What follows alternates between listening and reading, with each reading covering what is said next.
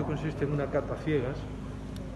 Normalmente en condiciones normales se hacía una cata ciegas con concurso de público y con vinos premiados, pero en este caso hemos suprimido el concurso y lo que seguimos manteniendo es la cata ciegas.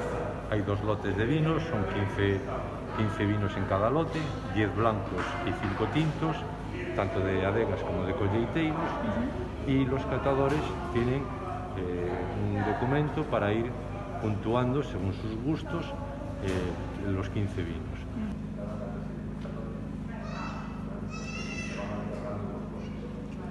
Media hora, sí. Sí, e un pouco como estades levando o tema de que, bueno, de que este ano sexa tan diferente a Feira do Viño.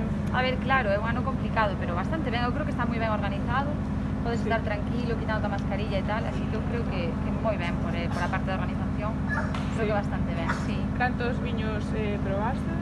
15, 10 blancos e 5 tintos. Vamos a hacer una cata de 6 vinos que están dentro de la denominación de origen Ribeiro. Vamos a empezar pues desde unos vinos que son muy representativos, vinos más jóvenes, tanto de bodegas como de colleiteiros. Luego pasaremos a catar vinos con barrica y luego iremos a los tintos.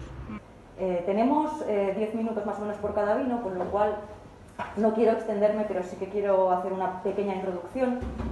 Estamos en un territorio que tiene una gran relevancia en la historia del vino, tanto español como gallego. Estaba comentando con los elaboradores que yo la primera vez que estuve aquí fue hace 17 años y vine directa al Ribeiro, y claro, ha cambiado muchísimo, ¿no? La percepción de cómo se consumía el vino, cómo se elaboraba al momento de hoy.